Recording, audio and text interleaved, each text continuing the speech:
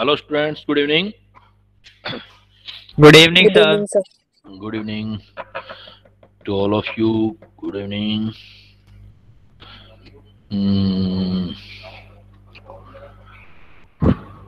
आगे सभी लोग आगे। क्लास था ना अभी आपका, फिजिक्स चल रहा था मेरे ख्याल से, आज थोड़ा लेट चला। नो सर, इससे पहले नहीं थी कोई क्लास। अच्छा, एक बैच का होगा शायद, एक का नहीं होगा फिर, है ना। B01 का। Yes sir, B बैच के। ठीक है। हाँ बेटा, थोड़ा सा बता दो पिछली बार कहाँ तक पहुंचे थे, कहाँ किया था। मेरे ख्याल से वर्क कैलकुलेशन पे ही बात की थी लास्ट टाइम भी। दोबारा डिफरेंट कंडीशन में work, first law of thermodynamics, internal energy कैसे निकालते हैं, यही किया था। ये इससे आगे कर लिया था। कौन बताएगा। सर ग्राफ्स किए थे। ग्राफ्स, वही वर्क से रिलेटेड जो वर्क्स किए थे हमने, work, adiabatic, Yes sir. Yes sir. सारा वही किया था ना बेटा। पर एंथैल्पी भी स्टार्ट कर दी थी। एंथैल्पी, हाँ वो मुझे ध्यान है, एक रिलेशन हमने पढ़ लिया था, उसी में आगे बढ़ाना है अपने को। ठीक है बेटा, चलो लेट्स स्टार्ट। देखो बेटा, थर्मोडायनेमिक्स में हम इस पॉइंट तक पहुंच गए थे।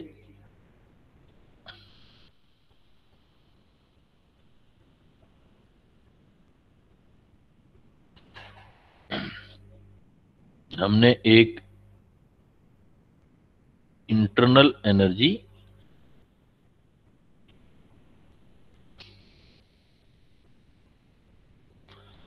एंथैल्पी,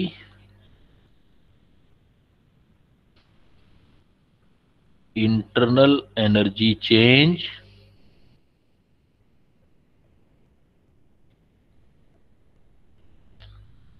एंथैल्पी चेंज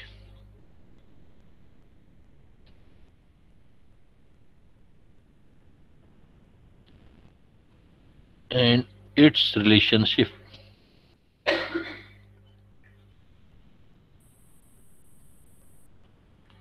ये वाला पॉइंट किया था। तो इंटरनल एनर्जी टेम्परेचर का फंक्शन है, इसको ई या यू से लिखते थे आप, एंथैल्पी एच से लिखते थे, इंटरनल एनर्जी चेंज को आपने डेल्टा ई या डेल्टा यू से लिखा था बेटा, और एंथैल्पी चेंज को आपने डेल्टा एच से लिखा था।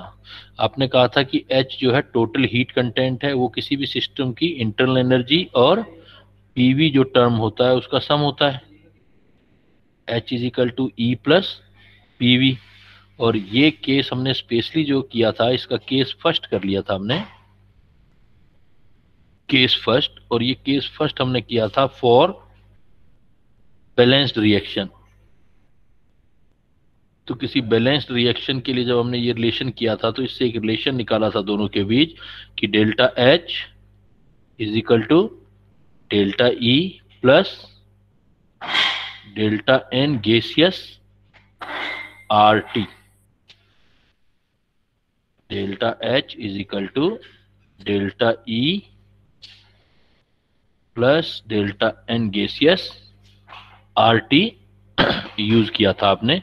और डेल्टा एच की जगह आप ये भी लिख सकते थे, एक और रिलेशन भी किया था आपने, और delta H is equal to delta E plus P del V. इसी से तो ऊपर वाला निकाला था आपने। डेल्टा एच वो तो यहीं से क्लियर ही हो रहा है, खैर। तो आप ज्यादा यूज ये वाला कर रहे थे, और डेल्टा एच को एक नाम और दिया था आपने, Q P is equal to Q V plus delta N gaseous R T. तो आप यहाँ पर मीनिंग समझेंगे। दोबारा मैं देखो यहाँ से स्टार्ट ले रहा हूँ अगेन। डेल्टा एच को आप क्यू पी भी बोलते हो, और एक्चुअल में क्यू पी का मतलब क्या है, क्यू पी की टर्म में लोगे तो इसको आप बोलते हो हीट फ्लो एट कांस्टेंट। और आप ऐसे क्यों बोलते हो, फ्लो भी मत बोलो इसमें, तो फ्लो में कंफ्यूजन हो रहा था ना आप, इसलिए मैंने कहा था कि सिस्टम के अंदर ही रहना है। तो हीट एट कांस्टेंट वॉल्यूम, बस heat constant pressure, heat at constant pressure. कहीं प्रेशर कांस्टेंट पड़ा है तो वहां क्या हीट है, कितनी हीट है, वो आपका क्यूपी हो जाएगा। और डेल्टा एच को किस नाम से जानते हो आप, डेल्टा एच को बोलते हो एंथैल्पी चेंज। डेल्टा एच का मतलब है एंथैल्पी चेंज, एंथैल्पी चेंज है हीट एट कांस्टेंट प्रेशर। इसी टाइप से देखो दूसरा एग्जांपल मैंने दिया था डेल्टा ई, डेल्टा ई को आप क्या लिख सकते हो बेटा, Q V. Q E actual में क्यू ई का मतलब हीट ही है, लेकिन ये heat at constant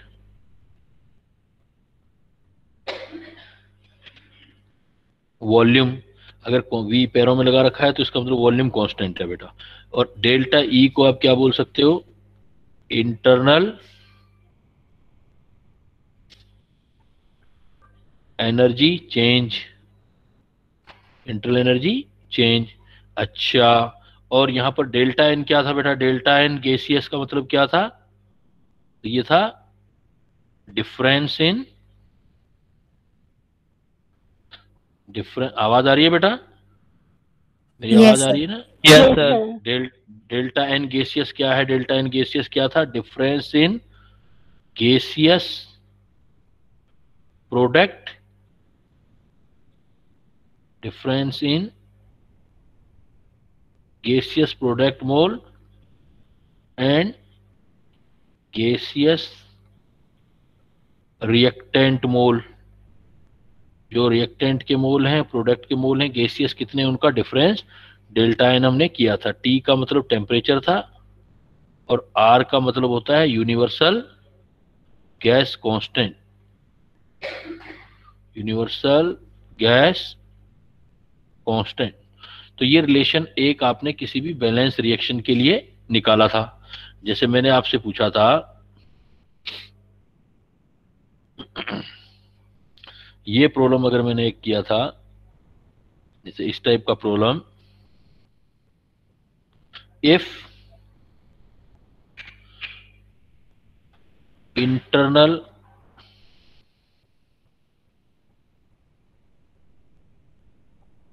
energy change, if internal energy change for combustion of methane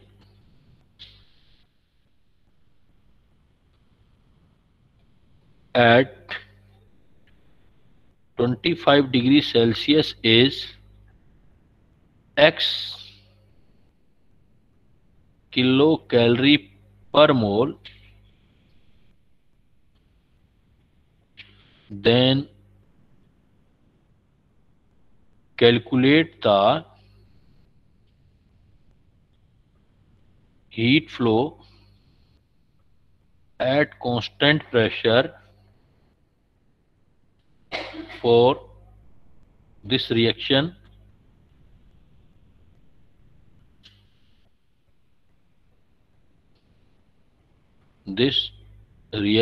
in kilo calorie पर मोल। सपोज बेटा ये फार्मूला दिया, तो सबसे पहले क्या करोगे बेटा, सबसे पहले देखोगे तो आपको दिया हुआ क्या क्या है और निकालना क्या है। तो सबसे पहले आप रिएक्शन चेक करोगे, तो रिएक्शन क्या गिवन है, देखो बेटा क्या रिएक्शन दिया हुआ है आपको, लास्ट क्लास में बताया था। सबसे पहले रिएक्शन लेना है, रिएक्शन कौन सा है हमारे पास, combustion of methane. Combustion of methane. तो कंबशन ऑफ मीथेन का बैलेंस इक्वेशन बनाओगे। कंबशन ऑफ मीथेन बोला है तो मीथेन का 1 मोल, क्योंकि पर मोल कैलकुलेशन होती है, 1 मोल लेके बैलेंस इक्वेशन बनानी है। तो सॉल्यूशन करो। सॉल्यूशन में जैसे मीथेन है आपका CH4 गैसियस होता है बेटा, कंबशन का मतलब है O2 के साथ रिएक्शन करते हैं, कंबशन होगा तो 25 डिग्री सेल्सियस है, तो 25 पर ये जैसे CO2 ही बना, ये भी गैस हो जाएगा, और 25 डिग्री सेल्सियस है तो वाटर भी एज ए गैस लिक्विड बनेगा, क्योंकि रूम टेम्परेचर पर वाटर लिक्विड होता है। अब बैलेंस करोगे तो इसका 1 मोल, तो ये कार्बन 1, हाइड्रोजन 4, तो हाइड्रोजन 2 आ गए यहाँ पर। ऑक्सीजन देखो 2 ये और 2 ये 4, तो 2 लगा दो यहाँ भी, 2O2। तो पहले आपकी इक्वेशन आ गई। चलो इक्वेशन लिख दी बेटा आपने। इक्वेशन लिखने के बाद देखो आपको गिवन क्या क्या है, क्या क्या आपको दिया गया है इस रिएक्शन में। तो पहला देखो क्या दे रखा है आपको, internal energy change. Internal energy change का मतलब आपको क्या दिया हुआ है बेटा, क्या क्या बोल सकते हो इसको, इंटरनल एनर्जी चेंज को क्या लिख सकते हो आप, Delta E डेल्टा और ई या फिर delta delta E, you. Delta E और Delta U. डेल्टा ई या डेल्टा यू। एक और वर्ड भी लिख सकते हो इसके लिए, क्यू वी भी तो लिख सकते हो, क्यूबी। डेल्टा ई या क्यू वी भी लिख सकते हो। हीट जो आपका कांस्टेंट वॉल्यूम पर है। फिर देखो दूसरा ये दे रखा है आपको, इसकी वैल्यू एक्स किलो कैलोरी पर मोल दे रखी है आपको। अब क्या करना है, माइनस में ले लेते हैं, suppose minus x kilo calorie पर मोल दे रखी है। कैलकुलेट द, निकालना क्या है देखो आपको, calculate the heat flow eight constant pressure. Heat flow eight constant pressure क्या हुआ बेटा, ये निकालना है आपको। तो Q P, heat flow eight constant pressure को क्या लिखोगे आप, क्यू पी। क्यू पी का दूसरा नाम क्या है बेटा, क्यू पी को क्या लिख सकते हैं, enthalpy change. Delta H, enthalpy change लिख सकते हैं हम। अब चलो इसके लिए रिएक्शन बना लिया हमने, तो रिएक्शन क्या है मेरे पास, delta H is equal to delta E plus delta N gaseous R T. Delta H is equal to delta E plus delta N gaseous R T. अब जो जो वैल्यू है बेटा पुट कर दो आप, लेकिन इसमें एक प्रॉब्लम आ रहा है अभी कि आर की वैल्यू, मतलब जो डेल्टा ई की वैल्यू दे रखी है वो आपको किलो कैलोरी में दे रखी है। तो डेल्टा एच निकालना है आपको देखो, और डेल्टा एन भी चाहिए। अब एक पॉइंट है कि ये आपको वैल्यू चाहिए किलो कैलोरी में, तो ये वैल्यू भी आपको किलो कैलोरी में दे रखी है। तो आर की वैल्यू हमें किलो कैलोरी में रखनी पड़ेगी, कोई इश्यू नहीं, रख देंगे। और डेल्टा एन चाहिए होगा, टी चाहिए होगा। टी तो क्लियर कट आ गया बेटा, टी इज इक्वल टू कितना दे रखा है हमें, 25 डिग्री सेल्सियस। हमेशा केल्विन में रखना होता है, तो कितना हो जाएगा ये 273 ऐड करोगे बेटा, तो आपके पास ये तो क्लियर कट आ गया 298। इजी करने के लिए हम 27 कर देते हैं, चलो थोड़ा कैलकुलेशन इजी हो जाएगा। 27 हो जाएगा तो कितना आ जाएगा देखो, 273 और 300, ये तो 300 केल्विन आ गया। अब दूसरा हमें चाहिए आर की वैल्यू, कैलोरी में कितनी होती है आर की वैल्यू, अप्रोक्सीमेट 2 कैलोरी। आर की वैल्यू क्या कितनी होती है हमारे पास, 2 कैलोरी पर केल्विन पर मोल। अब 2 कैलोरी, ये याद कर लेना बेटा, जिन बच्चों को याद नहीं है आर की वैल्यू, अलग अलग यूनिट में अलग अलग होते हैं। आर का वैल्यू एक होता है 8.314 जूल पर केल्विन पर मोल, जूल के अंदर ये वैल्यू होती है। और 0.0821 एटमोस्फेयर लीटर पर केल्विन पर मोल, एटमोस्फेयर लीटर में ये होती है। और 1.98, इसलिए 1.98 है तो अप्रोक्सीमेट हम 2 ले लेते हैं इसको, 2 कैलोरी पर केल्विन पर मोल, जिस यूनिट में चाहिए होता है उसमें हम यूज करते हैं। तो हमें कितनी लेनी है अब देखो कैलोरी में, तो ये 2 कैलोरी पर केल्विन पर मोल है। अब 2 कैलोरी को मुझे देखो किलो कैलोरी में कन्वर्ट करना है, क्योंकि ये सारे आंसर, ये भी किलो कैलोरी में चाहिए, ये भी किलो कैलोरी में है, तो आर भी किलो कैलोरी में रखना पड़ेगा। तो वैल्यू क्या लिख सकता हूँ देखो, 2000 से डिवाइड कर दो और 1000 से मल्टीप्लाई कर दो, तो मोलिक वैल्यू में कोई फर्क नहीं पड़ेगा। तो ये हो जाएगा कैलोरी पर केल्विन पर मोल। 1000 से डिवाइड कर दिया, 1000 से मल्टीप्लाई, और जो 1000 मल्टीप्लाई वाला जो है वो होता है किलो, तो इसको हटा के किलो लिख दो, तो कितना आ जाएगा 2 इंटू 10⁻³ किलो कैलोरी पर केल्विन पर मोल, ये भी वैल्यू आ गई। अब आपके पास रह गया बेटा डेल्टा एन। तो डेल्टा एन गैसियस क्या होता है, क्या होगा डेल्टा एन गैसियस, देखो बेटा बैलेंस इक्वेशन है, number of mole of product -2 reactant, लेकिन गैसियस होने चाहिए बेटा, ये ध्यान रखना है आपने।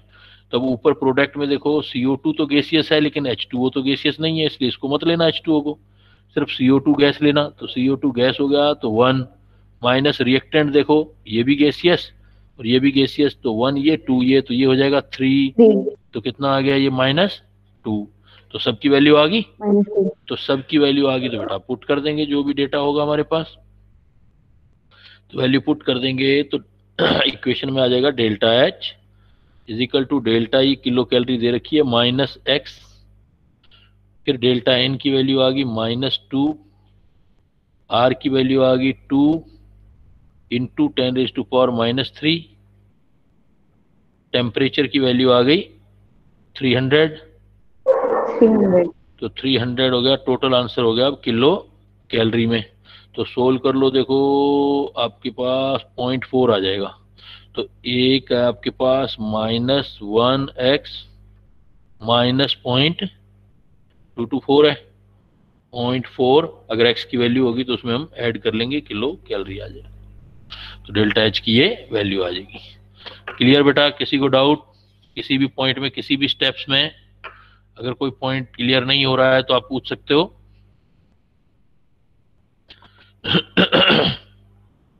सर वो 0.4 की जगह 1.2 नहीं होगा?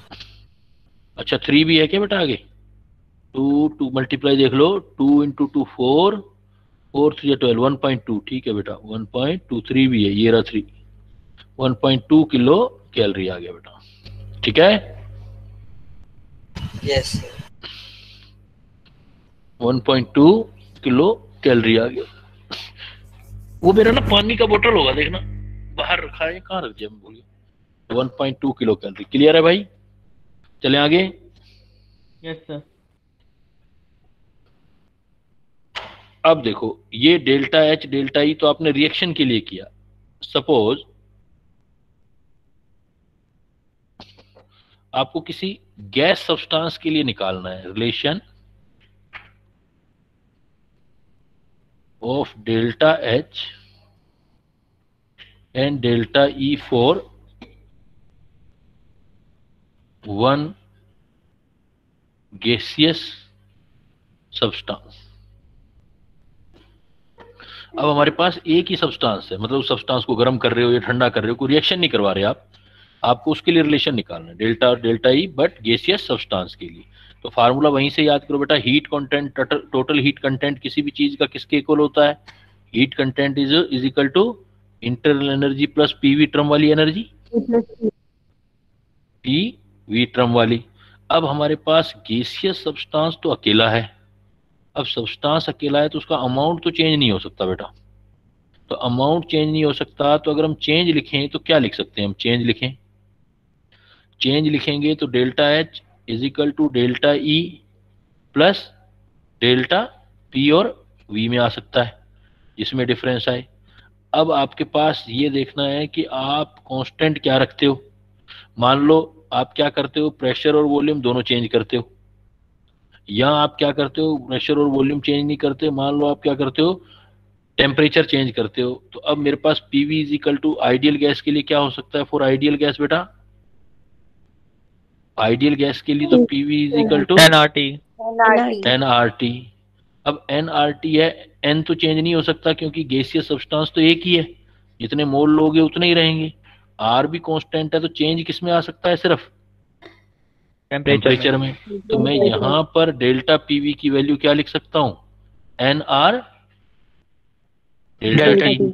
तो अब मेरे पास अगर वैल्यू होंगी तो पुट कर दूंगा और ये फार्मूला यूज करूंगा, बट पिछला केमिकल इक्वेशन के लिए था, ये एक ही सब्सटेंस के लिए था, delta H is equal to delta E plus N R delta T. जैसे मैं कह दूं किसी सब्सटेंस को हमने जो ठंडा कर दिया या गर्म कर दिया, या इतना टेम्परेचर मैंने चेंज कर दिया, उसकी इंटरनल एनर्जी इतनी है, मोल इतने हैं, तो आप निकाल सकते हो ना इस केसेस में। Delta H is equal to N R delta T. जैसे ये मैं बोलता हूं, सपोज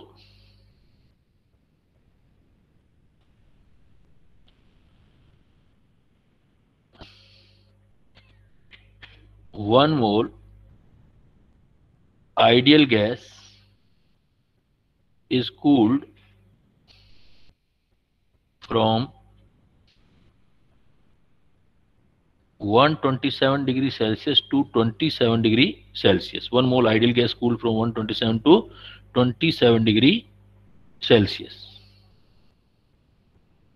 उसको हमने इतना चेंज किया, इट्स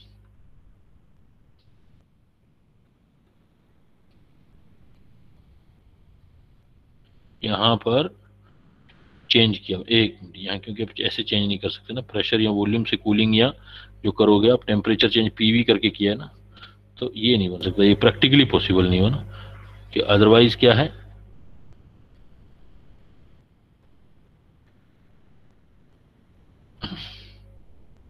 बना भी सकते थे क्योंकि डेल्टा एच तो था ही हमारे पास।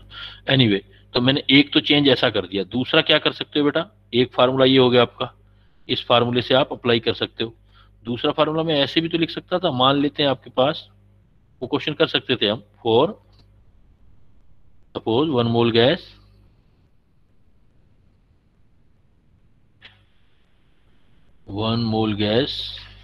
जो आपने किया था इज कूल्ड फ्रॉम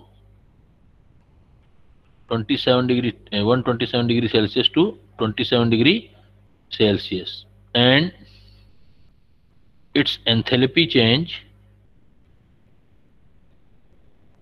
इज, कुछ भी ले लो, 100 kilo joule per mole. Calculate its internal energy change, internal energy change. तो आपको फोकस कहां करना था, इस पॉइंट पर। अब की बार रिएक्शन नहीं है, अब की बार क्या है आपके पास, अब की बार क्या चीज दिया हुआ है बेटा, 1 मोल गैस दिया हुआ है। तो एक गैस को ठंडा या गर्म कर रहे हो आप, तो ठंडा या गर्म कर रहे हैं तो डेल्टा एच डेल्टा ई का ही रिलेशन यूज करेंगे, क्योंकि नंबर ऑफ मोल तो चेंज हो नहीं सकते, आर चेंज हो नहीं सकते, डेल्टा एच डेल्टा ई में रिलेशन चाहिए आपको। तो delta H is equal to delta E plus N R delta T. तो टेम्परेचर चेंज कितना आएगा बेटा, तो डेल्टा एच आपकी दे रखी है, अब ये ध्यान रखना है 100 किलो जूल है, तो आप सारी वैल्यू किलो जूल में रखोगे, 100 ये किलो जूल में, डेल्टा ई भी किलो जूल में निकालनी है सपोज आपको, तो आर की वैल्यू किलो जूल में रख देना। नंबर ऑफ मोल्स तो 1 हो गया, आर की वैल्यू कितनी होती है बेटा जूल में, अभी देखो मैंने बताया भी था आपको, आर का वैल्यू याद कर लो, मैं बार बार बोल रहा हूँ 8.314 और ये तो जूल में है ना, किलो जूल में है तो 1000 से डिवाइड 1000 से मल्टीप्लाई, मतलब 8.314 इंटू 10⁻³ कर दो तो किलो जूल हो जाएगा।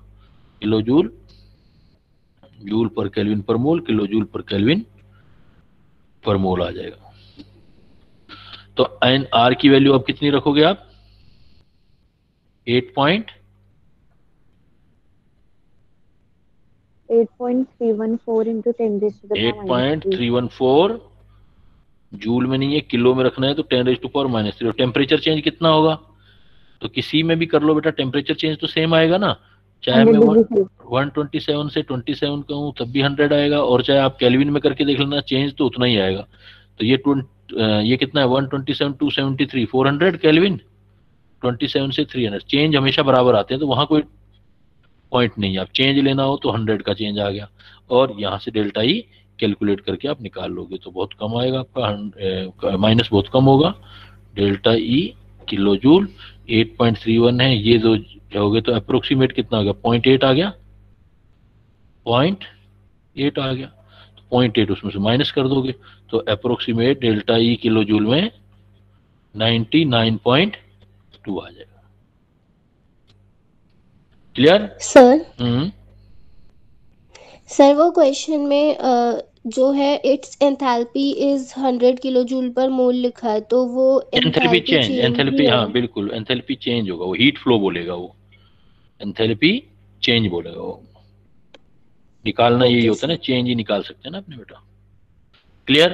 तो अब देखो आपने एक रिएक्शन के लिए बना लिया, और एक कोई gaseous substance, not only gaseous, कोई भी सब्सटेंस हो सकता है। अगर ये गैसियस सब्सटेंस है तो ऐसे कर लोगे, मान लो कोई लिक्विड भी है और एनी सब्सटेंस, अब मान लो मैं पार्टिकुलर केस थर्ड में आपको बोल रहा हूं, for any substance as gas, liquid और लिक्विड एटसेट्रा, मतलब यूं लिक्विड का भी निकाल सकते हो आप। तो अगर आपका गैस या लिक्विड, बस फर्क इतना है कि जब लिक्विड होगा तो आप क्या नहीं लगा सकते बेटा, सोच सकते हो क्या चीज नहीं लगेगी, डेल्टा एन नहीं, ये वाला, ये PV is equal to NRT नहीं लगा सकते, PV is equal to NRT नहीं लगा सकते, वो गैसेज के लिए होता है। तो अब देखो मान लो एच है, H is equal to E plus PV है, तो अगर मैं चेंज लूंगा तो delta H is equal to delta E plus delta PV. अब सपोज मैं कह दूं दोनों चेंज हो रहे हैं, if pressure and volume both are change, कोई प्रॉब्लम नहीं है, बोथ आर चेंज, होने दो चेंज, तो delta H is equal to क्या आ जाएगा, डेल्टा ई, और कोई भी स्टेज हो चाहे लिक्विड हो, प्लस डिफरेंस निकालना है आपको, तो V final minus P initial, P initial, तो ये रिलेशन यूज हो जाएगा। प्रेशर कांस्टेंट कर देगा तो पी बाहर हो जाएगा, डेल्टा वी हो जाएगा। तो प्रेशर एंड वॉल्यूम, और वो भी लग सकता है N R delta T, PV is equal to N R delta T. वो किसके लिए लगेगा? आइडियल गैस के लिए लगेगा। ये किसके लिए लगेगा? किसी के लिए भी लगा सकते हो, इवन लिक्विड के लिए भी लगा सकते हो कि इतने प्रेशर से इतने वॉल्यूम तक किसी लिक्विड को ले गए, इंटरनल एनर्जी चेंज इतना है तो इंथैल्पी चेंज कितना होगा। बट ये आपके रेयर केस होंगे, मेडिकल में बहुत कम पूछे जाते हैं। आपके मेडिकल में जो फोकस रखना है आपको, फर्स्ट जो इक्वेशन बताई है मैंने, ये जो दोनों केसेस हैं ये तो आपकी नॉलेज के लिए मैंने बताया कि क्वेश्चन को रुकना नहीं चाहिए आपका, ये रेयर केसेस है। आपका सबसे ज्यादा यूज आएगा जो एग्जामिनेशन में आपसे नीट वालों से सबसे ज्यादा क्वेश्चन पूछा जाएगा, वो यही पूछा जाएगा। तो आपने एक तो फोकस कर लेना है इसी फार्मूले को। कौन सा वाला फार्मूला बताया था मैंने, जो ये आपके सामने, delta H is equal to delta E plus delta N gaseous R T. बाकी कोई कंडीशन हो तो उसके अकॉर्डिंग लगा लोगे। तो ये आपका मेन फार्मूला है। क्लियर बेटा? ये आपका मेन Yes. है, इसी पर ज्यादा प्रॉब्लम आएंगे। कोई एक आधा प्रॉब्लम किसी बुक्स वगैरह में दे रखा हो लिक्विड वगैरह पे, तो P final V final, P initial V initial, या गैस पे दे रखा हो तो मैंने फार्मूला बता दिया आपको, delta H is equal delta E plus N R delta T का।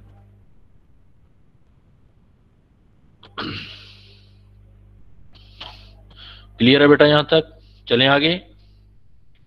एंथैल्पी, एंथैल्पी में इससे आप रिलेशन भी निकाल सकते हो।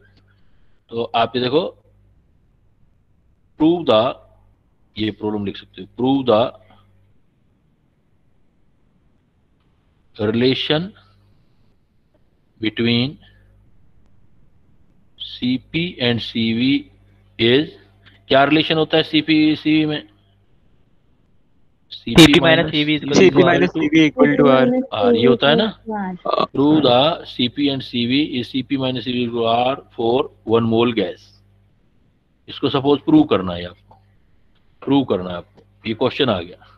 ये भी इस रिलेशन से बड़ा इजीली प्रूव कर सकते हो आप बेटा। ये रिलेशन है, इजीली प्रूव कर सकते हो। देखो जैसे कैसे कर सकते हो, you know that since heat content H is equal to, क्या पढ़ोगे आप, E plus PV, H is equal to E plus PV. अगर चेंज लेते हो, suppose at constant pressure and temperature लेते हो तो क्या फार्मूला हो जाएगा, delta H delta E P del V. ये पी डेल वी इक्वेशन आ जाएगा बेटा, delta H delta E is equal to P del V. Temperature का एंथैल्पी भी कोई फर्क नहीं पड़ेगा, और प्रेशर कांस्टेंट है तो आगे ले लिया मैंने। अब देखो आप, you know delta H is equal to क्या होता है, क्यूपी, और क्यूपी की वैल्यू क्या आती है बेटा, delta H is equal to Q P, Q P is equal to N C P delta T, लिख सकते हैं। डेल्टा ई क्या होता है बेटा, देखो अब आपको नॉलेज होगा ना, बड़ा शॉर्टकट में कर सकते हो आप। Delta H is equal to क्या, delta E is equal to क्या लिख सकते हो बेटा, इंटरनल एनर्जी चेंज क्या होता है, heat flow at NCV del T. Constant volume, ये किसके बराबर हो जाएगा, एनसीवी डेल टी सेकेंड। और आप गैस के लिए कर रहे हो, देखो 1 मोल गैस, तो 1 मोल गैस के लिए क्या लिख सकते हो आप, P del V is equal to N R del T, N R del T, P del V is equal to N R del T होता है गैसेस के लिए। अभी ऊपर किया था आपने, क्योंकि गैस है तो एन तो चेंज नहीं हो सकता ना, एन चेंज नहीं हो सकता बेटा, आर भी चेंज नहीं हो सकता, तो चेंज तो टेम्परेचर में ही आया होगा।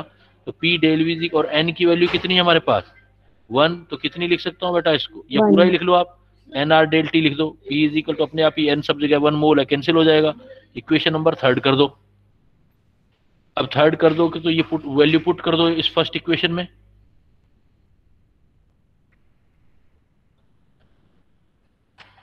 सर यहाँ पे ऊपर आपने कांस्टेंट प्रेशर और टेम्परेचर लिखा है, तो फिर हाँ, तो टेम्परेचर तो इसलिए है क्योंकि टेम्परेचर वेरी करने से एनर्जीज एंथैल्पी वगैरह चेंज हो जाती हैं। तो कोई भी स्टेप करते हैं वो टेम्परेचर हम कांस्टेंट कंडीशन लेते हैं। अगर यहाँ आपको कंफ्यूजन हो रहा है कि यहाँ डेल्टा टी क्यों आ रहा है, टेम्परेचर चेंज क्यों आ रहा है, तो इसको हटा दो। ये मेरा कहने का मतलब एटमोस्फेयर का टेम्परेचर है, ये प्रेशर एटमोस्फेयर का है, टेम्परेचर बाहर का है, सिस्टम का नहीं।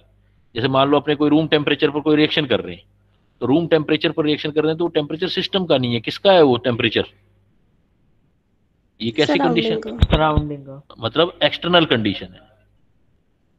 क्लियर? तो डेल्टा मतलब सर एच जो बाहर का प्रेशर और टेम्परेचर है वो कांस्टेंट है और अंदर कांस्टेंट जो है, सिस्टम है उसका टेम्परेचर चेंज हो रहा है। टेम्परेचर में भी हो सकता है, देखते हैं, वो तो गैस का कुछ भी हो ओके सकता है सर। ना।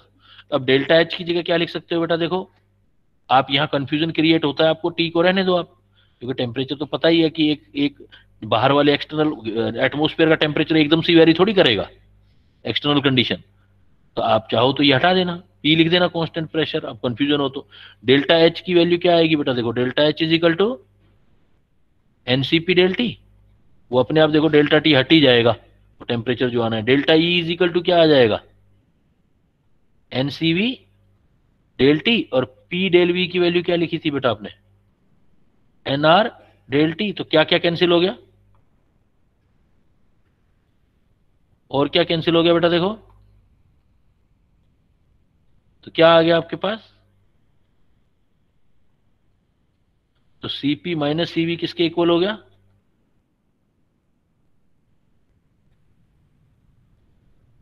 तो अपने आप ही कोई फर्क नहीं आया ना, तो CP minus CV is equal to R भी आप कैलकुलेट कर सकते हो इस रिलेशन से। अगर आपको हीट कंटेंट पता है H is equal to E plus PV पता है बेटा कि ई प्लस पीवी कर सकते हैं हम, तो इससे हम ये रिलेशन भी निकाल सकते हैं। क्लियर है, कोई डाउट तो नहीं किसी को, चले आगे। Yes yes sir. ये जनरली इसलिए बताया कि आपके स्कूलिंग में आता है, हालांकि स्कूलिंग में बड़ा सा करके करते हैं वो, लेकिन आप ऐसे शॉर्टकट भी कर सकते हो।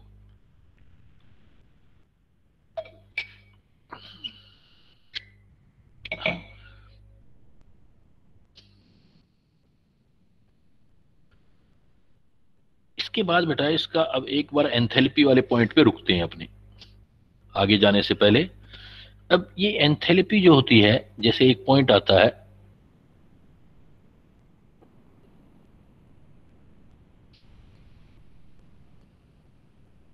स्टैंडर्ड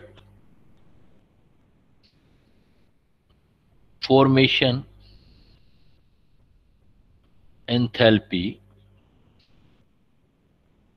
ऑफ सब्सटेंस, कोई भी सब्सटेंस है उसका स्टैंडर्ड फॉर्मेशन एंथैल्पी अपने को लेना है, स्टैंडर्ड फॉर्मेशन एंथैल्पी। तो इसका सिंबल जो लिखते हैं हम डेल्टा एच, मतलब ये एंथैल्पी का मतलब एंथैल्पी चेंज ही लेना है, ये आपने पहले ही समझ लिया। स्टैंडर्ड फॉर्मेशन एंथैल्पी मतलब डेल्टा एच से रिप्रेजेंट करेंगे, और फॉर्मेशन है तो यहाँ एफ लिख देंगे या एफ ओ आर लिख देंगे, फॉर्मेशन हो जाएगा। स्टैंडर्ड है तो ऊपर जीरो लगा देंगे।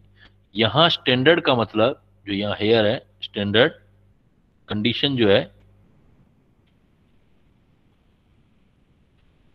स्टैंडर्ड कंडीशन है 1 बार प्रेशर, जो एटमोस्फेयर का प्रेशर है वो 1 बार प्रेशर है, बट अप्रोक्सीमेट 1 एटीएम ले लेते हैं हम, ये अप्रोक्स होता है, लेकिन 1 बार प्रेशर पर हम कंसीडर करते हैं।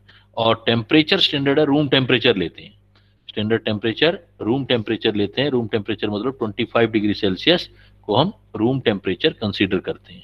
तो हम ये देखना चाहते हैं कि रूम टेम्परेचर पर standard enthalpy of formation different substances की क्या होती हैं, यू नो। तो सब्सटेंस आपके पास क्या हो सकते हैं, दो टाइप के सब्सटेंस तो मेन है बेटा, एक तो एलिमेंटल फॉर्म, एलिमेंट्स, और एक सब्सटेंस होते हैं जो एलिमेंट से फॉर्म होते हैं, उसको क्या बोलते हो आप, कंपाउंड्स। एक एलिमेंट्स होते हैं, एलिमेंट्स का मतलब क्या होता है, substance formed by same kind of atom। अगर कोई substance same kind of atom से बना होता है तो उस सेम काइंड ऑफ सब्सटेंस को एलिमेंट बोलते हैं।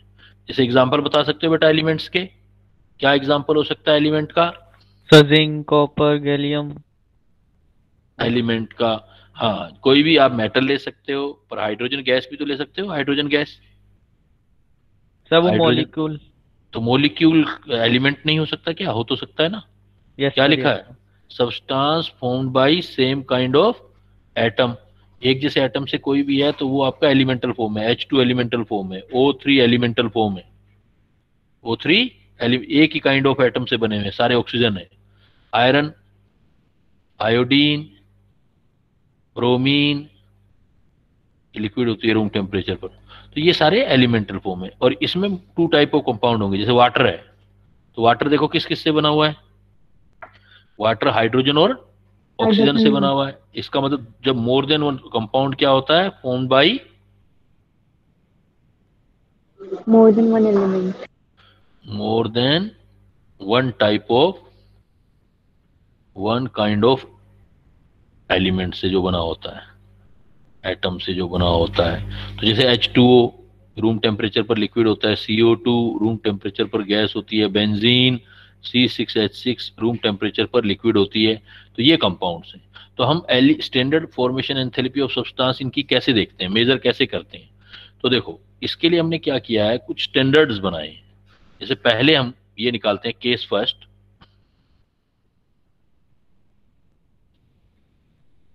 सपोज आपको standard formation enthalpy for elements देखना है,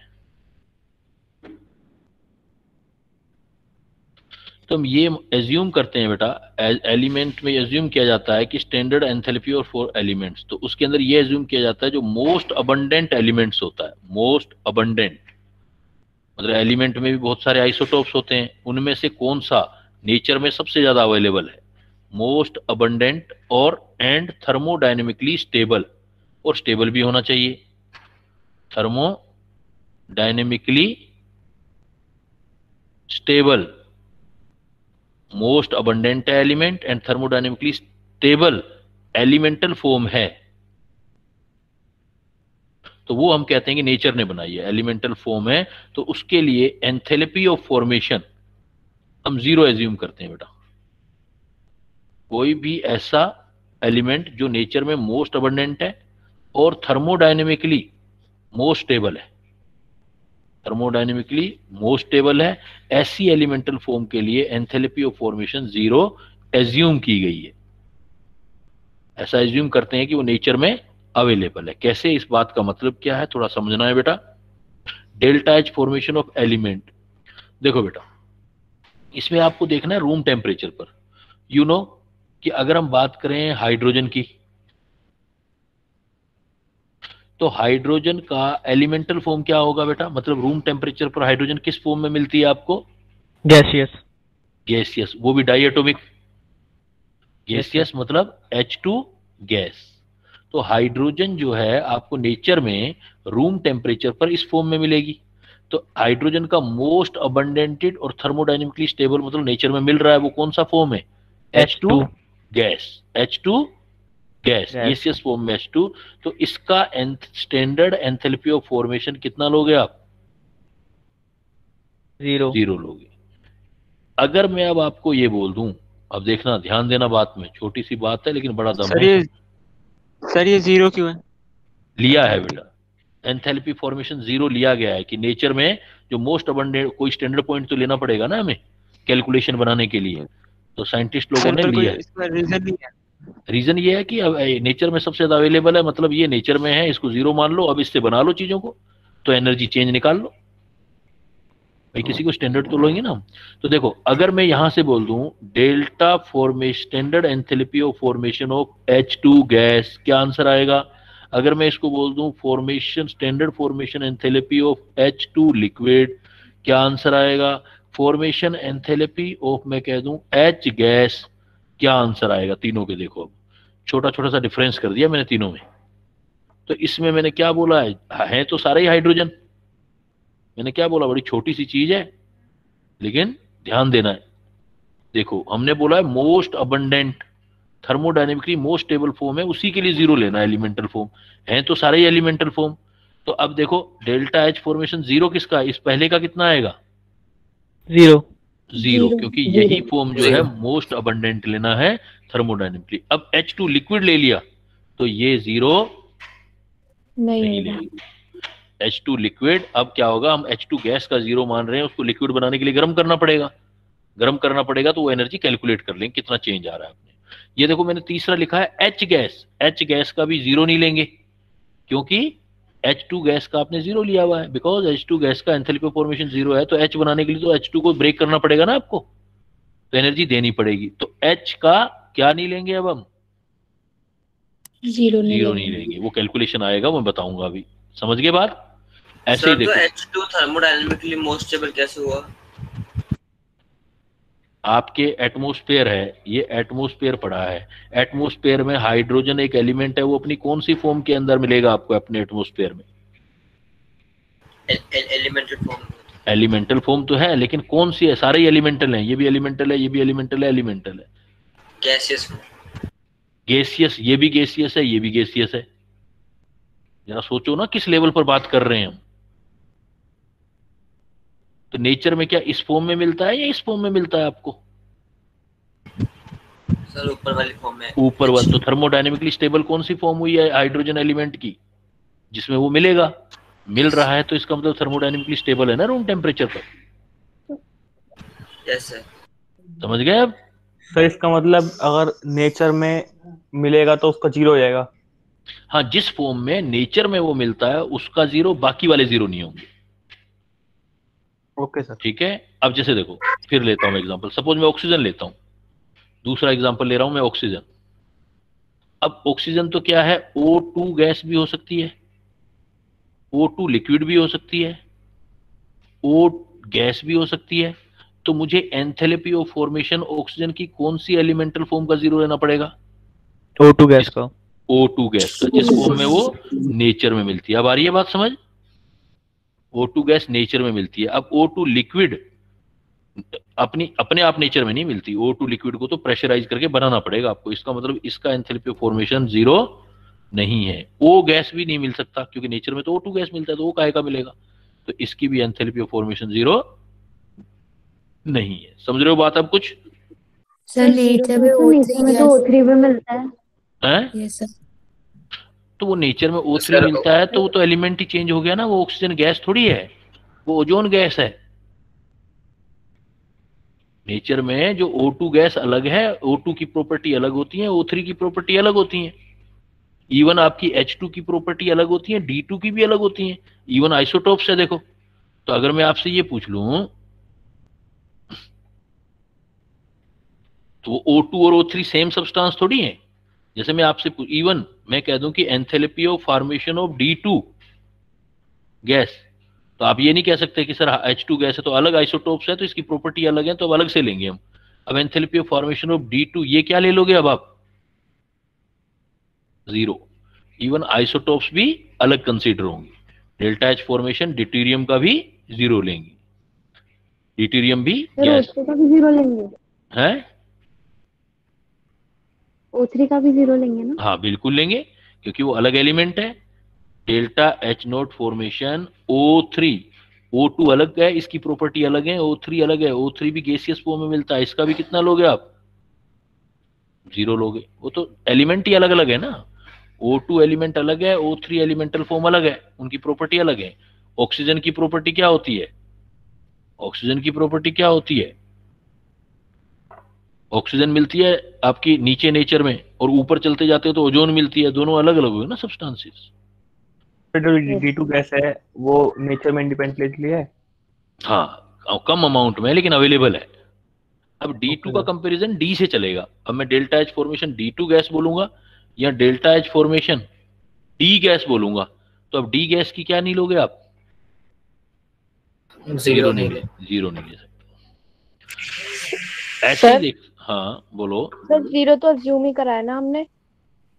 जो नेचर में अवेलेबल है उसको एज्यूम किया है, लेकिन आपको तो याद करना है ना कौन सी वाली फॉर्म का जीरो होगा।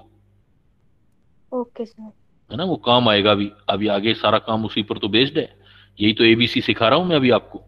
सपोज आपने देखो हेलोजन्स पढ़ी होंगी। हेलोजन्स कौन कौन सी होती हैं बेटा? ग्रुप 17 के मैम। ग्रुप 17 के। तो आपके पास क्या होती है? फ्लोरीन। Chlorine, chlorine, bromine. अब ऐसे तो होता है फ्लोरीन, क्लोरीन, ब्रोमीन, आयोडीन। अब इंटरेस्टिंग बात यह है कि जो फ्लोरीन है वो गैस फॉर्म में मिलता है आपको रूम टेम्परेचर पर, मतलब F2 गैस है। क्लोरीन होता है वो भी गैसियस फॉर्म में मिलता है, Cl2 गैस है। लेकिन ब्रोमीन तो गैस में नहीं मिलता। ब्रोमीन जो Br2 होता है रूम टेम्परेचर पर वो लिक्विड, रेड लिक्विड होता है। ये तो रेड लिक्विड होता है, नॉन मेटल लिक्विड होता है तो सारी नॉन मेटल। लेकिन नॉन मेटल लिक्विड का एग्जांपल आता है ना ब्रोमीन। और आयोडीन I2 सॉलिड सॉलिड में मिलता है, ब्लैक कलर का सॉलिड, ब्लैक वायलेट सॉलिड, तो ब्लैक वायलेट सॉलिड। तो जिस फॉर्म में वो मोस्ट अबंडेंट मिलती हैं उसी फॉर्म का एंथैल्पी ऑफ फॉर्मेशन 0 बोलते हैं। इसमें खास बात पता है क्या होती है आयोडीन में? लस्चर होती है लाइक मेटल। इसमें क्या होती है नॉन मेटल। ये भी नॉन मेटल है बेटा, ये भी नॉन मेटल, लेकिन इसमें लस्चर किसकी तरह होता है? लाइक चमक होती है, जैसी मेटल में चमक होती है ना सोने चांदी, वैसी चमक होती है आयोडीन में। तो अब देखो इनकी ये वाली जो फॉर्म है, इन सब का एंथैल्पी ऑफ फॉर्मेशन कितना लोगे आप? इन फॉर्म का एंथैल्पी ऑफ फॉर्मेशन 0 लोगे। 0। मतलब मेरा कहने का मतलब है, मैं अगर आपको ये बोल दूं कि एंथैल्पी ऑफ फॉर्मेशन जो स्टैंडर्ड वाला लेना है, enthalpy of formation standard chlorine liquid का, तो 0 नहीं हो सकता बेटा। लिक्विड का 0 नहीं हो सकता, क्योंकि 0 किसका ले चुके हो आप? क्लोरीन गैस का, तो ये 0 नहीं होगा। ऐसे ही अगर formation enthalpy of bromine gas ले लो, ब्रोमीन गैस, मतलब इन चीजों का आइडिया होना चाहिए कुछ कुछ का, वही आइडिया मैं आपको दे रहा हूं। तो ब्रोमीन जो है Br2 गैस है, तो इसका 0 नहीं हो सकता, क्योंकि 0 किसका हो चुका है? ब्रोमीन लिक्विड का, ये 0 नहीं हो सकता। अगर मैं enthalpy of formation of chlorine gas ले लूं तो ये 0 होगा या नहीं होगा? होगा सर 0। होगा सर। नहीं होगा। होगा। मतलब इतनी छोटी गलती होगी कि आप सोच नहीं पाओगे। इसमें क्या है, क्या डिफरेंस क्या है इसके अंदर? सर Cl2 और Cl2 कहाँ है? सर ये मोनो एटॉमिक है और वो तो डायटोमिक डायटोमिक होता है। दैट इज द पॉइंट बेटा, दैट इज द पॉइंट। तो Cl का नहीं होगा। क्लियर? और चलो कुछ और इम्पोर्टेंट है वो बताता जाता हूँ। हाँ बोलो सर अगर हम ये बता सकते हैं कि इनका एंथैल्पी 0 से ज्यादा होगा या 0 से कम होगा? नहीं, वो हमें डेटा पता होंगे तभी बता सकते हैं हम। कैलकुलेट Okay, करना पड़ेगा हमें, वो कैलकुलेट अगला पार्ट वही है और कैलकुलेशन। सर हाँ आइसोटोप्स के लिए कैसे अलग देखेंगे? मतलब अलग जैसे ड्यूटेरियम और वो था हाइड्रोजन है, तो दोनों के लिए अलग हाइड्रोजन। अलग कंसिडर करेंगे हम। दोनों की प्रॉपर्टी अलग अलग है, दोनों का जो 0 सर वाला। है तो वैसे सेम एलिमेंट, तो मतलब आइसोटोप्स के लिए अलग अलग ही देखना पड़ेगा। हाँ अलग अलग देखना पड़ेगा, बिल्कुल अलग देखना बेटा।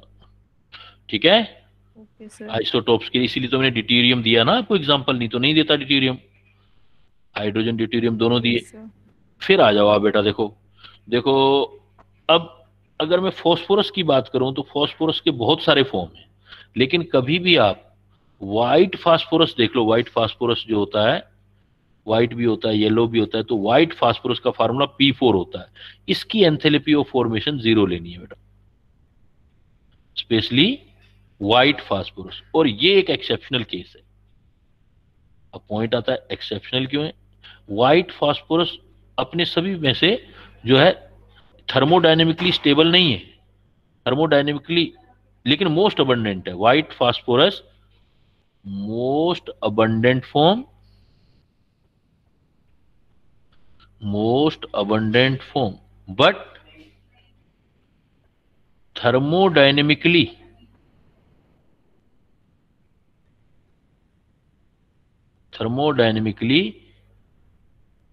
less stable than black phosphorus. तो रूल क्या था हमारा बेटा कि जो चीज क्या होनी चाहिए, मोस्ट अबंडेंट भी होनी चाहिए और थर्मोडायनेमिकली भी मोर स्टेबल होनी चाहिए। बट यहां इसलिए मैंने एक्सेप्शन लिखा है क्योंकि मोस्ट अबंडेंट तो है ना, कम से कम थर्मोडायनेमिकली चाहे लेस स्टेबल है। तो आपसे पूछा जाएगा कि ऐसा कोई एलिमेंट बताओ जो मोस्ट अबंडेंट है लेकिन थर्मोडायनेमिकली लेस स्टेबल है, या ऐसा बताओ जो थर्मोडायनेमिकली मोस्ट स्टेबल है बट उसकी एंथैल्पी फॉर्मेशन 0 नहीं है। तो क्या आंसर दोगे? P4 व्हाइट, सर P4 जो ब्लैक। ये ब्लैक फास्फोरस होता है इसका कितना होता है? 0 नहीं होता, बस ये बोल सकते ना। अब यही तो बात होगी, कितना होता है ये मैटर नहीं करता है भाई, 0 नहीं होगा। 0 1 का हो चुका है ना, Okay, sir. दूसरे फॉर्म का नहीं होगा। सर ये तो नेचर में है? हाँ बिल्कुल है, नेचर में मिलता है। मैं कह तो रहा हूं थर्मोडायनेमिकली ज्यादा स्टेबल है। Yes sir. थर्मोडायनेमिकली ज्यादा स्टेबल। हाँ सर थर्मोडायनेमिकली स्टेबल किसे कहेंगे हम? जो नेचर में दो स्पीसीज मान लो मिल रही हैं, और हीट देने पर जल्दी टूट जाए वो थर्मोडाइनमिकली कम स्टेबल, हीट देने पर बहुत सारी हीट देने पर टूटे वो थर्मोडाइनमिकली मोर स्टेबल। समझ गए? थर्मोडाइनमिकली का मतलब थर्म दे के, हीट दे करके चेक करते हो। जल्दी टूट जाता है तो कम स्टेबल है, अगर ज्यादा हीट देने से टूटता है, जिसको ज्यादा हीट देने पर टूटता है तो P4 ब्लैक कैसा है? Thermodynamically stable, thermodynamically most stable है, बट फिर भी इसका क्या नहीं है? Delta formation not equal to 0 है, 0 नहीं है, क्योंकि 0 किसका हो चुका है? White phosphorus. मतलब अगर थर्मोडायनेमिकली और अबंडेंट दोनों चीज आए तो डोमिनेंट कौन सी लेनी है आपने? पहले ये देखना कि अवेलेबल कौन सी ज्यादा है, अबंडेंस देखनी है। अबंडेंस का मतलब अवेलेबिलिटी, तो मोस्ट अबंडेंट है, इसलिए इसका फॉर्मेशन एंथैल्पी स्टैंडर्ड 0 लेंगे। तो एक आपने फास्फोरस वाला केस ध्यान रखना है बेटा। ऐसे ही देखो एक कार्बन वाला केस। सर दोनों के दोनों ही P4 होते हैं, तो फिर ये व्हाइट ब्लैक का चक्कर है। ये स्ट्रक्चर में फर्क है, आप इसको P4 भी मत करो, आप जब आगे स्ट्रक्चर आएगी ना फिर बताऊंगा। देखो PP से याद करो आप, P ब्लॉक आएगा उसमें बताऊंगा। हाँ सर बाकी सारे केसेस में जो ज्यादा अबंडेंट होगा वही ज्यादा थर्मोडायनामिकली स्टेबल होगा। हाँ बिल्कुल बेटा, इसमें उल्टा है। मतलब अगर दोनों पॉइंट आ जाएं, पहले तो दोनों देखते हैं, अगर दोनों नहीं है तो एक फुलफिल होना चाहिए। कौन से वाला? अबंडेंट वाला। अबंडेंस ज्यादा होनी चाहिए।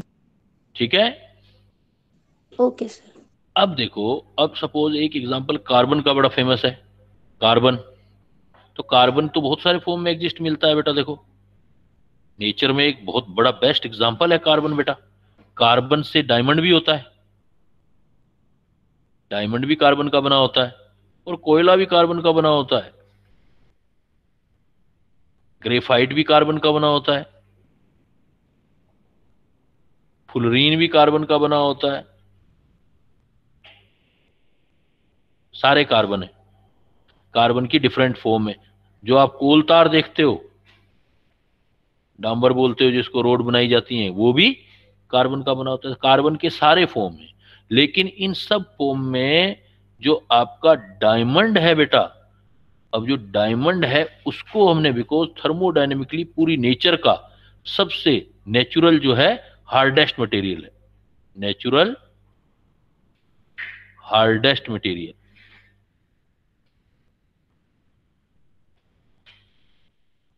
नेचर में इससे ज्यादा हार्डेस्ट कोई मटेरियल है ही नहीं, तो इसलिए जो कार्बन का डायमंड फॉर्म है ये नेचुरल हार्डेस्ट मटेरियल है। तो नेचुरल हार्डेस्ट मटेरियल है, लेकिन डायमंड मिलते कहाँ है बेटा? हार्डेस्ट मटेरियल तो है, लेकिन ये क्या है? लेस अबंडेंट है, लेस रेयर, मोर रेयर, मोर रेयर है। कोयले तो हर जगह मिल जाते हैं, तो कार्बन का ये फॉर्म कहीं जमीन खोदो कोयला मिल जाएगा। डायमंड कहाँ मिलता है? हाई टेम्परेचर प्रेशर जब। अब इंटरेस्टिंग बात देखो, मजेदार बात क्या है, कोयला ही डायमंड बनता है, वही कार्बन डायमंड बन जाता है, उसको टेम्परेचर प्रेशर दे दो। ऐसे ही तो इंसान के साथ होता है ना, सामान्य इंसान, जर्नल सभी होते हैं, लेकिन जो तपता है, जो खूब सारी मेहनत करता है, वो डायमंड बन जाता है, बाकी कोयले बने रहते हैं। तो सेम कॉन्सेप्ट बेटा देखो नेचर में है सब कुछ, अगर ढूंढे तो हम। तो कोयला, कोयला कैसा है? Most abundant, most abundant form of carbon, हर जगह। और थर्मोडायनेमिकली मोर स्टेबल।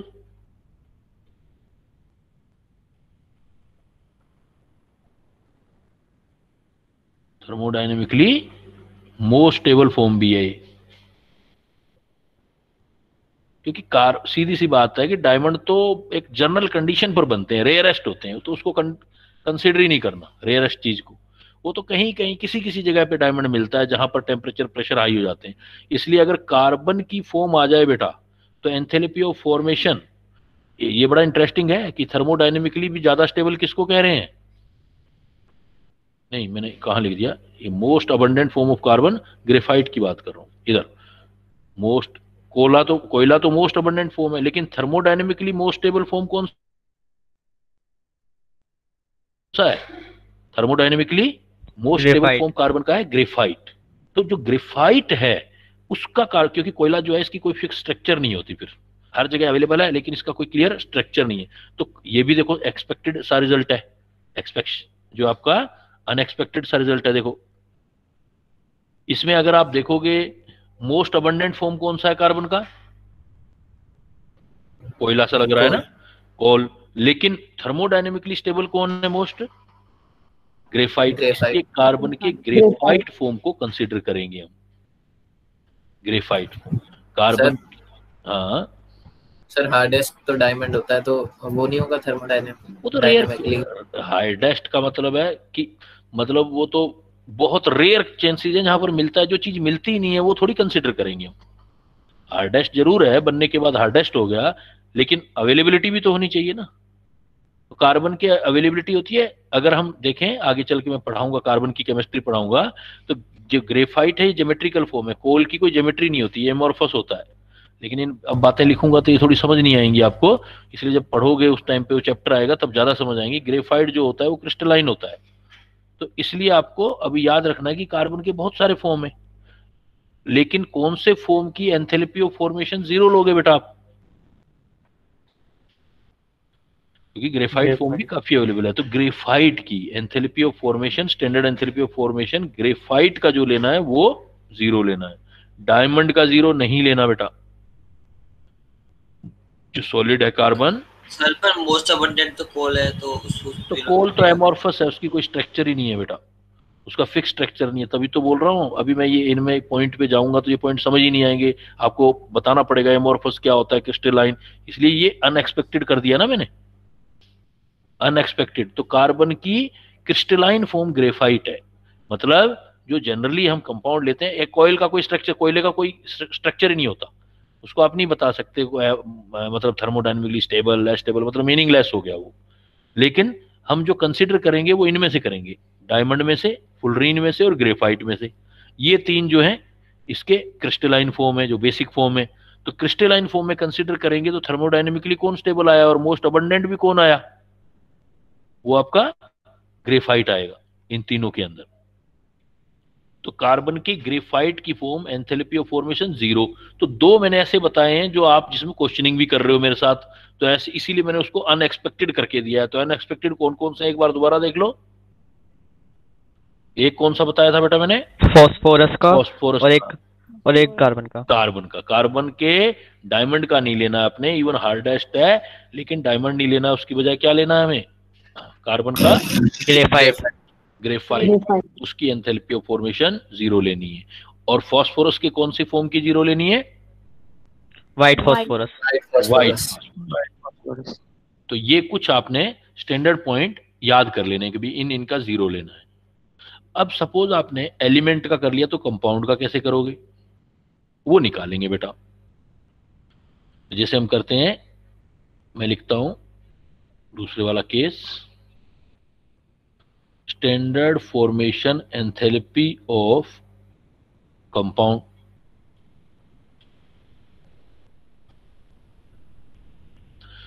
अब आपकी अगर किसी कंपाउंड की करनी है तो पहले तो रिप्रेजेंटेशन देखो।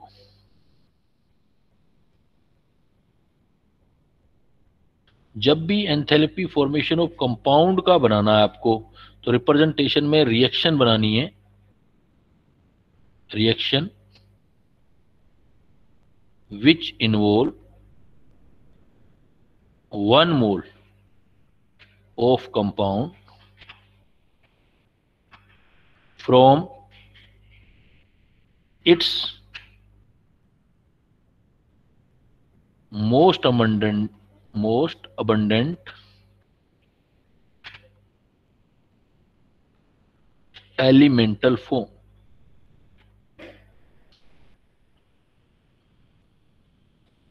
देखो क्या बात लिखी है। अगर मैंने बोला है कि मुझे एंथैल्पी फॉर्मेशन ऑफ कंपाउंड बनाना है, किसी कंपाउंड का बनाना है, किसी मॉलिक्यूल का बनाना है, तो मुझे सबसे पहले उस मॉलिक्यूल का 1 मोल का रिएक्शन लिखना पड़ेगा। और किससे रिएक्शन होना चाहिए? उसकी मोस्ट अबंडेंट एलिमेंट से लिखना चाहिए। जैसे एज एग्जांपल अपने चाहते हैं, we want to write formation enthalpy, we want to write reaction for formation of 1 mole water. तो देखो वाटर क्या चीज है, सबसे पहले सोचो। Water liquid. एलिमेंट तो नहीं है ना, लिक्विड। लिक्विड तो है कंपाउंड लेकिन है। एलिमेंट तो नहीं है ना, कंपाउंड है। तो Yes, अब sir. इसकी करेक्ट रिप्रेजेंटेशन कैसे रिएक्शन लिखोगे कि इस H2O को आप जिस फॉर्म में ये है, तो H2O रूम टेम्परेचर पर देखो H2O है क्या चीज, इसका 1 मोल बनाओ H2O का। H2O का 1 मोल, H2O 1 मोल किस फॉर्म में मिलता है आपको नेचर में? लिक्विड के फॉर्म में। Liquid form. लिक्विड। तो 1 मोल ऑफ H2O लिक्विड लिखना है। अब इसको बनाना किससे है? इसके एलिमेंटल फॉर्म से, मोस्ट अबंडेंट। तो एलिमेंटल फॉर्म कौन कौन से हैं देखो इसके, हाइड्रोजन और Hydrogen. ऑक्सीजन। तो हाइड्रोजन किस फॉर्म में मिलती है नेचर में? ये कितने भी मोल हो इससे मतलब नहीं है, H2 गैस में मिलती है। प्लस O किस फॉर्म में मिलेगी मोस्ट अबंडेंट फॉर्म में? गैसियस फॉर्म में। O2 gas.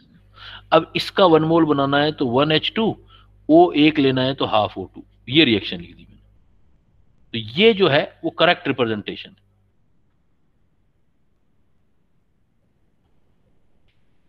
इसका मतलब रोंग क्या हो गया बेटा? रोंग ये हो गया, देखो मैंने अगर ऐसे लिख दिया 2H2 gas, 1 O2 gas, 2H2O liquid, तो ये रोंग है रिप्रेजेंटेशन। तो रोंग क्या चीज है इसमें बता सकते हो, क्या गलत है? सर यहाँ पे 2 मोल H2 आ गया। 2 मोल H2 आ गया, ये गलती है। क्योंकि अगर आप जिस कंपाउंड की फॉर्मेशन एंथैल्पी निकालना चाहते हो तो बैलेंस इक्वेशन में उसका 1 मोल करोगे। देखो अब मैं दूसरी रिएक्शन लिख रहा हूं, मैं लिख देता हूं H2 liquid, half O2 gas, 1 H2O liquid. ये रोंग है। क्या गलती है इसमें? सर यहाँ पे आपने H2O को लिक्विड, हाँ लिक्विड नहीं लिख सकते हम, क्योंकि उसकी एलिमेंटल फॉर्म गैसियस होती है। गैसियस है। देखो ये रिएक्शन लिख रहा हूं, H positive aqueous, OH negative aqueous, H2O liquid. ये रोंग है रिप्रेजेंटेशन इस रिएक्शन का। क्या गलती है इसमें? सर यहाँ पे नेचुरल अकरेंस ये नहीं है H प्लस और OH माइनस की। हाँ, नेचुरल अबंडेंस नहीं है। फिर देखो मैं ये लिख देता हूं H2 गैस, O2 गैस और H2O गैस। ये 1 H2, ये हाफ O2। ये भी गलत है। क्या गलती है? सर गैस नहीं होगा H2O में गैस। समझ गए होंगे मेरे हिसाब से बात, कि अगर हम किसी भी एक कंपाउंड को बनाना चाहते हैं तो सबसे पहले उसका रिप्रेजेंटेशन सीखना पड़ेगा हमें, कैलकुलेट करने के लिए एंथैल्पी। रिप्रेजेंटेशन में वो अपने एलिमेंटल फॉर्म के अंदर प्रेजेंट होनी चाहिए और रिएक्शन जो बनी हुई होनी चाहिए उसमें 1 मोल उसका होना चाहिए। अगर 1 मोल उसका है देन वो सही है। जैसे देखो मान लो मैं आपको बताता हूं, जो आपने देखा हो वो चीज लेता हूं, कोई बेंजीन, बेंजीन के बारे में मैंने बताया, बेंजीन का बनाना है अपने को एंथैल्पी ऑफ रिएक्शन C6H6। तो पहले तो आपको ये पता होना चाहिए कि बेंजीन जो रूम टेम्परेचर है उस पर क्या होता है। रूम टेम्परेचर क्या है? तो बेंजीन बेटा लिक्विड होता है, वाटर की तरह लिक्विड होता है बिल्कुल। तो बेंजीन अगर लैब में कभी देखो तो लिक्विड होता है। तो इसका मतलब 1 मोल बेंजीन बनाना है तो ये रिएक्शन होगी करेक्ट, 1 C6H6 लिक्विड। अगर मुझे एलिमेंटल फॉर्म से बनाना है तो कार्बन प्लस हाइड्रोजन। अब हाइड्रोजन की कौन सी एलिमेंटल फॉर्म लेनी पड़ेगी मुझे? गैसियस। और कार्बन की कौन सी लेनी पड़ेगी? सॉलिड। ग्रेफाइट। ग्रेफाइट गैसियस नहीं, कार्बन गैस कहाँ होता है अभी तो पढ़ा के आया है इतना। सॉलिड। सॉलिड, वो भी कौन से वाला? Graphite form. ग्रेफाइट। कौन से वाला? Graphite form. बाकी बैलेंस कर दो, जैसे कार्बन 6 है तो कार्बन 6, हाइड्रोजन 6 है तो 3H2 लगा दोगे। समझ गए बेटा? Yes, sir. अब सपोज आपको किसी रिएक्शन का एंथैल्पी निकालना है, एंथैल्पी ऑफ रिएक्शन निकालनी।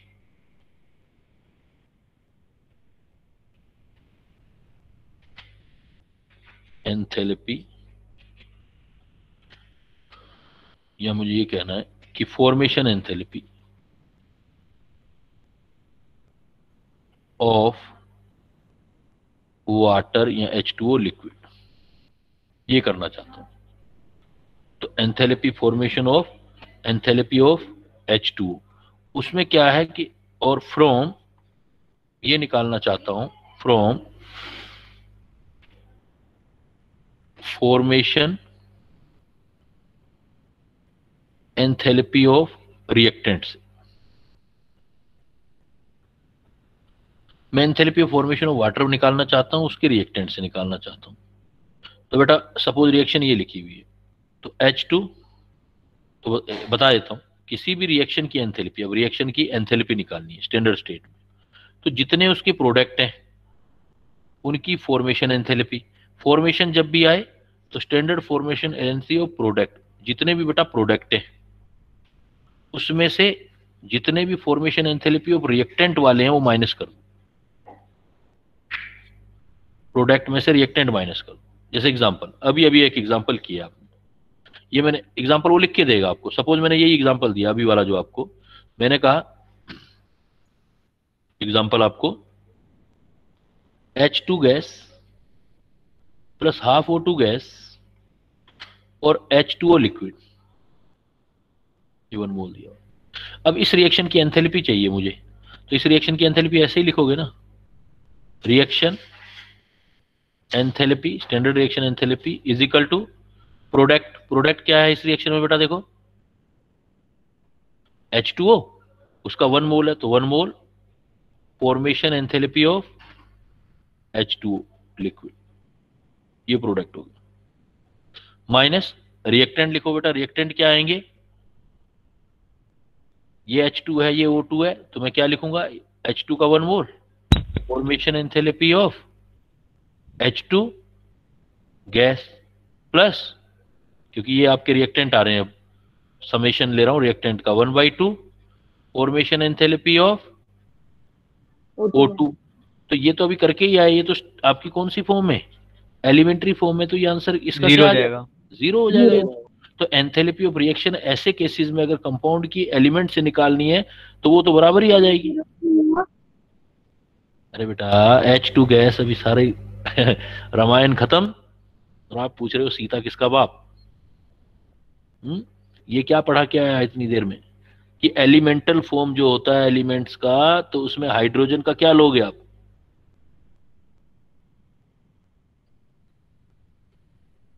इतना स्लो क्यों चलता है दिमाग। ये क्या लिख के आया मैं, एंथैल्पी ऑफ फॉर्मेशन, ये इतनी देर ये पढ़ाने का फिर मतलब क्या हुआ, enthalpy of formation of H2 gas कितना लोगे, कितना लेंगे, 0। Enthalpy of formation of O2 gas कितना लेंगे, 0। तो ये पढ़ने का मतलब क्या था, और यही तो था जो अब काम आने वाला है अपना आपका।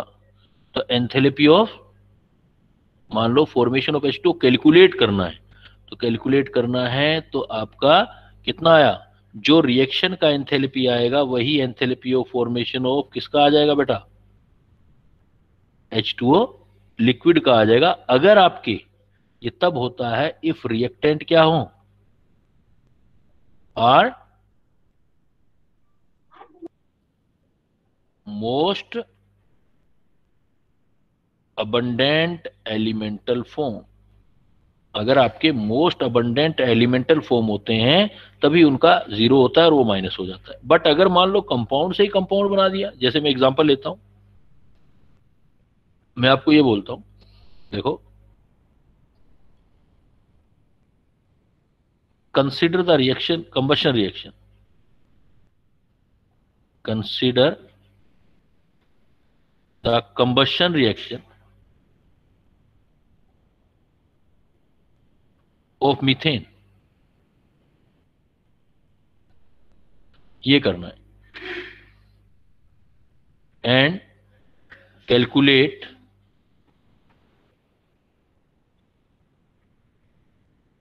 Enthalpy of reaction, enthalpy of reaction ये निकालना बेटा। तो अब आपको क्या लिखना पड़ेगा बेटा, क्या लिखोगे अब आप, combustion equation for 1 mole of methane. ये तो कई बार लिख चुके हैं ना हम, अब डायरेक्ट लिख रहा हूं बेटा, CH4 गैस, 2O2 गैस, क्योंकि मीथेन का कंबशन पढ़ रहे हो तो मीथेन का 1 मोल लेके चलना है। CH अब प्रोडक्ट का नहीं, मीथेन का 1 मोल लेना है।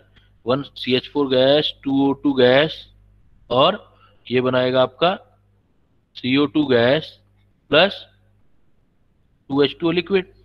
अब इस रिएक्शन का करना है, तो इस रिएक्शन का रिएक्शन लिखता हूं मैं, देखो एंथैल्पी ऑफ रिएक्शन निकालो। रिएक्शन का एंथैल्पी ऑफ रिएक्शन तो इजिकल टू क्या बताया था मैंने बेटा, summation of enthalpy of formation लेने हैं, किस चीज के,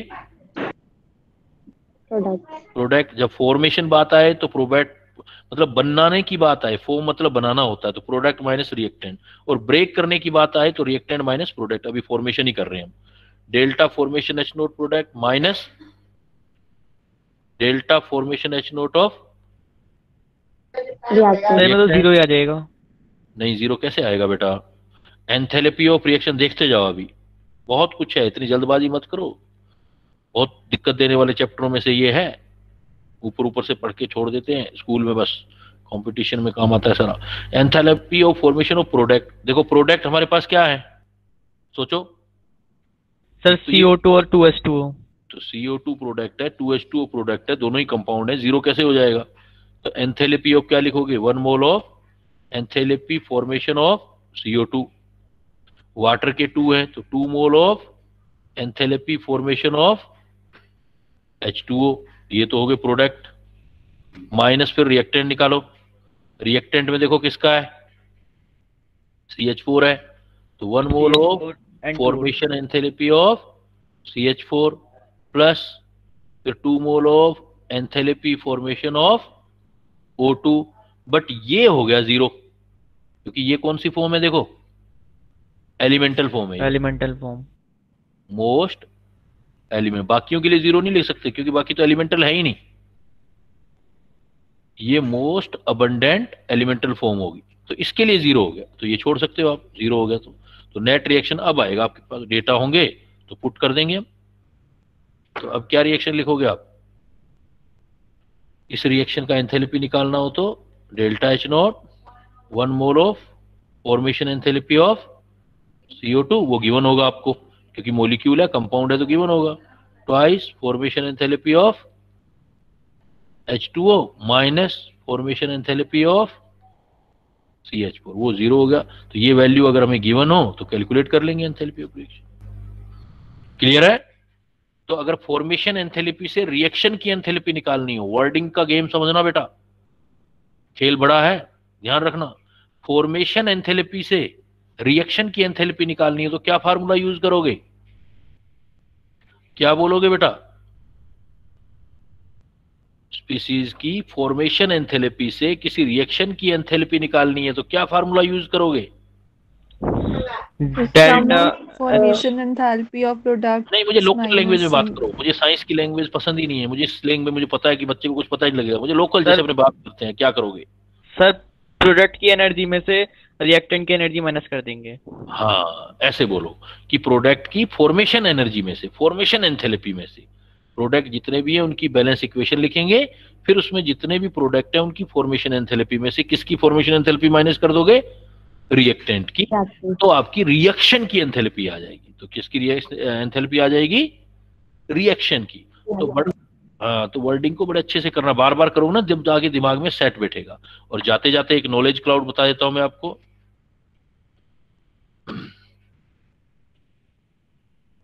स्टैंडर्ड फॉर्मेशन एंथैल्पी,